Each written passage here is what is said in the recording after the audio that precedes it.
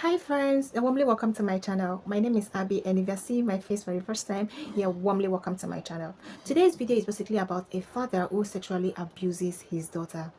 It's not a funny story, it's heartbroken, but these are the things that we see in our community on social media, and it's really becoming like a norm that things like this happen. But hey, the mother was so brave for her to come out here and speak about this. Though not married anymore, no longer married, there, she's divorced with the man. But hey, let's listen to the story and hear what exactly happened.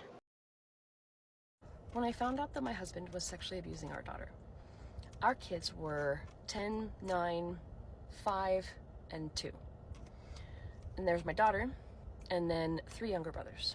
Now, I immediately made him leave the house, but I didn't explain to the kids right away what was going on because I was in shock and I wasn't sure what to say and how to say it.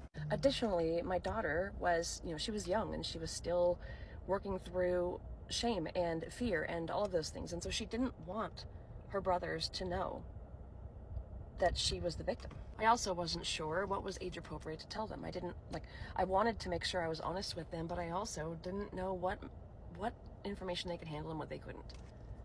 So in the beginning, I just told them the basics. I said that he had done something that hurt somebody else so seriously that he was going to need to be in jail for a while. Okay, so there's this beautiful thing I so much appreciate about the mother. All right, now it takes a real mother to know when something is wrong with the daughter. This actually shows that she's so familiar with her daughter, her kids in general. She knows her kids and she knows when something is wrong. I guess that was the reason why she was able to detect when something was wrong with the daughter. Because probably the daughter might not have come to say things about something like that related to the father abusing her and all of that, but she noticed that something was wrong. That already was a lot for them to process at that age, so I kind of kept it there. My 2 youngest sons just kind of took my word for it. They were really sad, but they didn't push for a lot of details after that. Not right away, at least. My oldest son, on the other hand, he was really not satisfied with my explanation. And he really pushed and pushed and pushed for me to tell him what his dad had done. Eventually, I agreed to tell him, as long as he agreed to go to therapy for a while, because at first he was pretty resistant to therapy. He agreed. I made sure to run this by my daughter, make sure she was okay with this. And so I told him what the crime was. I just did not tell him who the victim was. He asked me who the victim was. I said, I'm sorry, but I can't, that's not fair for me to tell you that because they don't, that's their private information. They don't want to be known. He accepted that for a while. Occasionally he would ask me again, and I would explain again, listen, that's not okay for me to divulge that for that person because they don't want it known. Now, for a little while, temporarily, I was ordered to allow him to see the boys on supervised visits when he was out on bail, while he was awaiting trial. Now she is even so nice to had even allowed the man to be released, not released like released for a while, just to come and see the kids and all of that. Left for me, I don't think there's a point. And obviously, my daughter wasn't going. There was a protective order that kept him away from her until she was 18. But I explained that pretty easily because I had told each one of the kids, I had said, hey, you have the option to say no, you don't want to go, you don't want to see him. And I understand if you choose that option. And I also understand if you would like to see him, because they're young, they don't understand everything. So that was pretty easily explained away. It's not like that would give it away that she was the victim. She just said, I don't want to see him. My oldest son saw him once or twice and then was just like, I don't know how I feel about this. He was, he had a lot of mixed feelings. Well, anyway, fast forward to, there was, I don't even know how much time passed. Fast forward to a conversation we were having in the car. This was before the trial, before the sentencing, but probably was at least a few months after everything had first, come out. I don't remember the timing exactly. But what I do know is we were having a conversation in the car, and we were probably on our way to therapy. And my son asked me, he was asking some questions, and something about our conversation, I don't remember what it was, but there was something that made him go quiet for a second. And then he sat back. And I was pretty sure that he had just put the pieces together. And I was like, oh dear. But he didn't say anything to me. He just sat back And then later on, I don't remember if it was the same day or if it was just later. I'm not sure exactly like what the timing was, but he just was like, I don't want to see him anymore. I'm done. I don't want to talk to him. I don't want anything to do with him. And I said, okay. It's so obvious that our older son is pretty smart. Like he's so smart for him to have detected that, even when the mother refused to like tell him what he wants to hear. I mean, open up to certain things, but then from the story, you notice that the mother refused to let him know the other part of the story, just the shallow kind of story that he just let them know, but not further. Until now that the boy decided to like add 1 plus 1 together in order for him to detect what exactly happened. I mean, who is really the victim. It sounds really crazy at this point. If I was to be the boy, I would have grabbed his neck. I understand that. And I kind of wondered if he was going to ask me to confirm that it was his sister. He was going to talk to his sister, but he didn't. He just quietly cut his dad off, said, I don't have anything to do with him. So fast forward to what was supposed to be the beginning of the trial, but he ended up taking a plea deal that day. And then the prosecutor surprised us all by saying, you know what, the victim doesn't feel completely safe with him out there. Now that he knows what he's really facing, I think he could be desperate.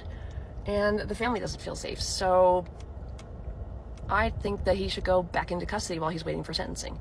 And the judge agreed. And so they took him into custody right there, like back into custody. And I was stunned. I had no idea. And so was she. But she was so relieved, and there was so much weight off of her because this was mainly done at this point. She didn't have to appear anymore. Nothing, So as we're driving home, I was like, I think I want to tell you something that I said, I think your brother knows. Now, he is her best friend, and he loves her so much, and he always has. He has always been very protective of her.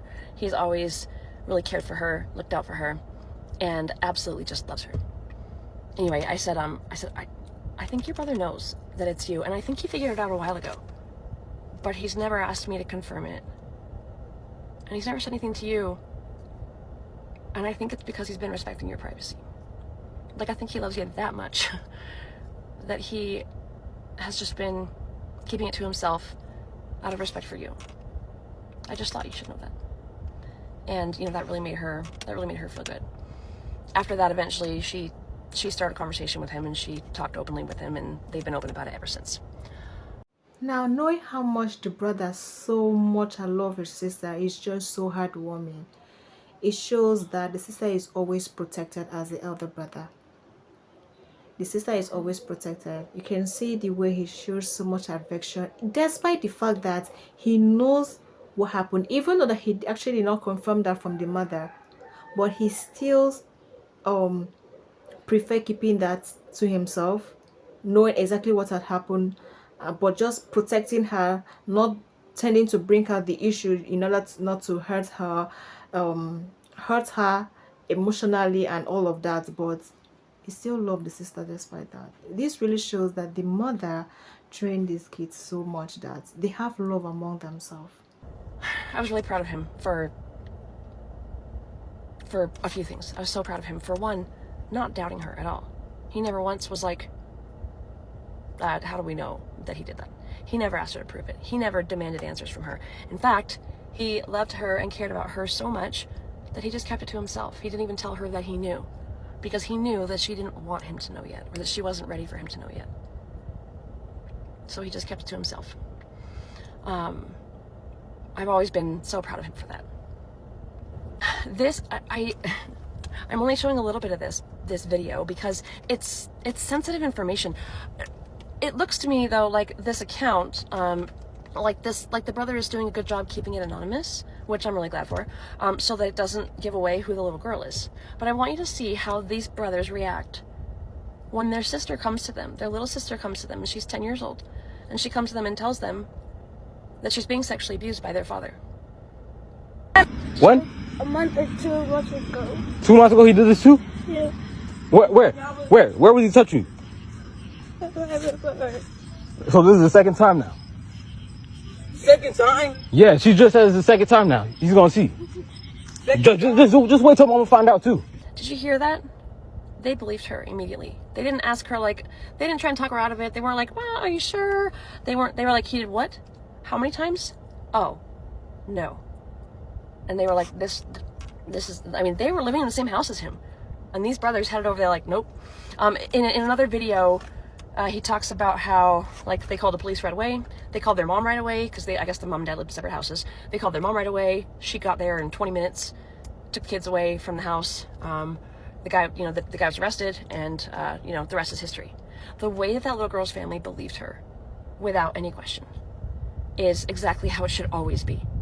I talk a lot on here about how important it is as a mother to believe your child. And it's also so important if you are a sibling, a friend, or any kind of family member of somebody who discloses sexual abuse. I cannot reiterate enough how vitally important your support is for them. They will never forget it. And it will be such a huge part of their healing. It is the best thing you can do for them. Is just believe them. Be there for them, support them.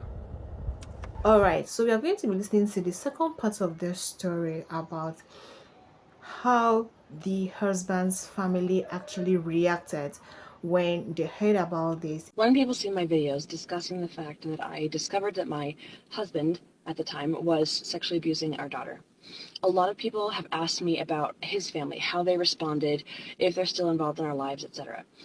The day that he was arrested, I got a call from his mother first. And mind you, let me rewind and say, I was close with his family before this.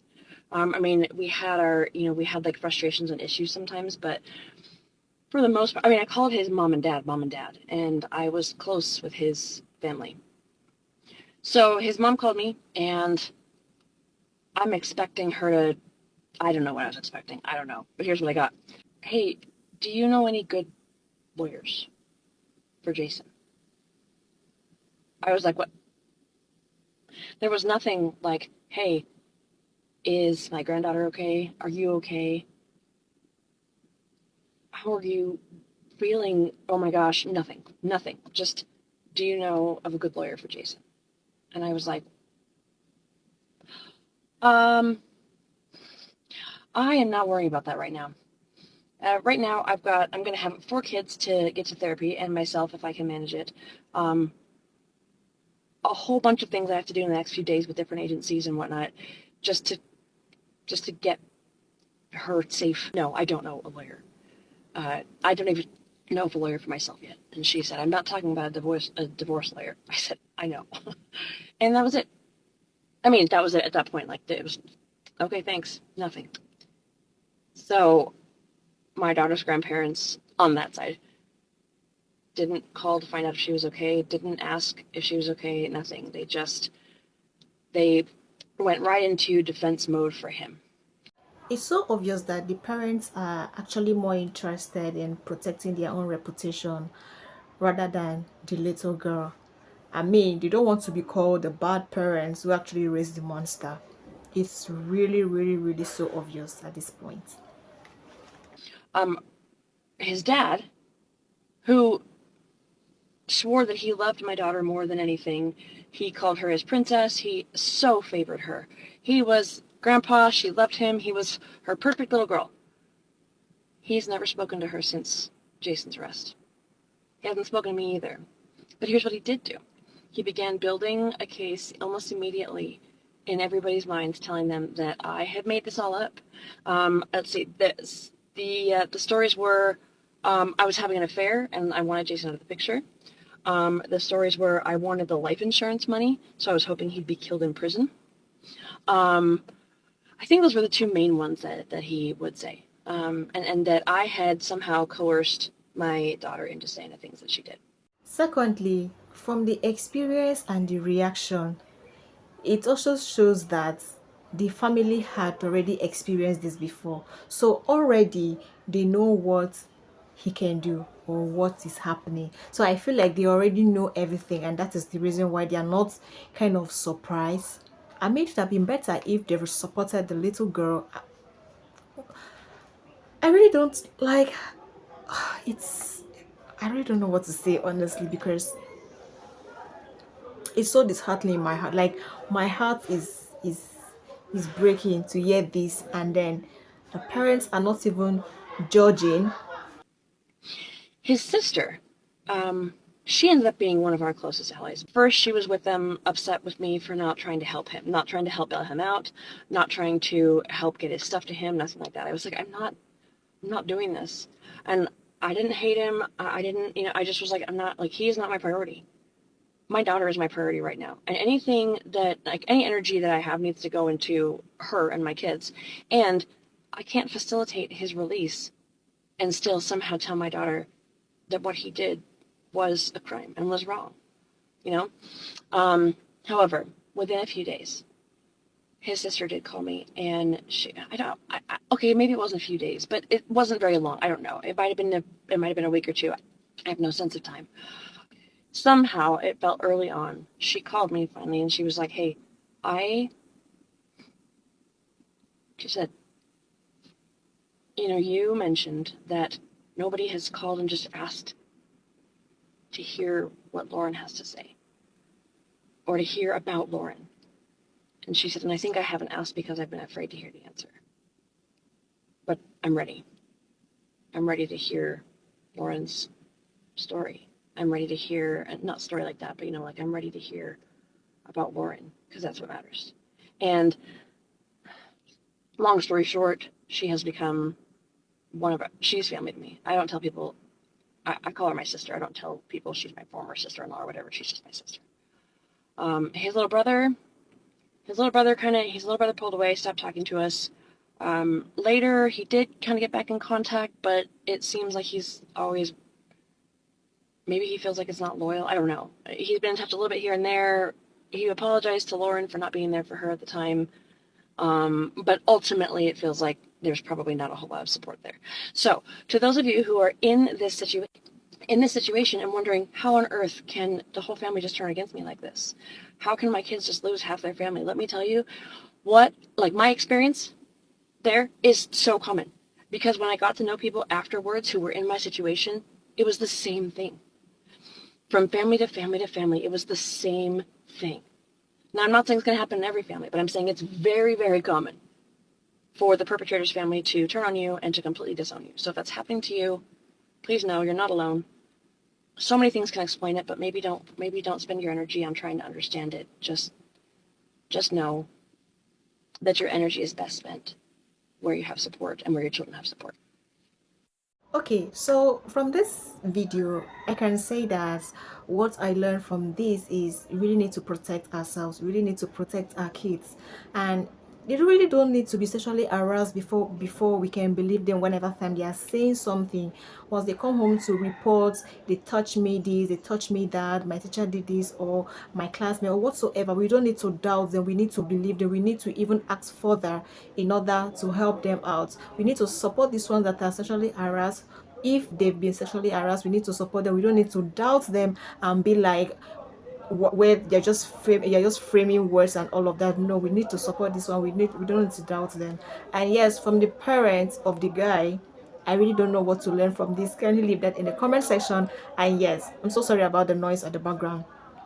So by the way, guys, this beautiful attire right here, the material here is called ashoke. This is actually a boo gown. This is so beautiful and is available, I've seen in different colors, but available by pre-order only.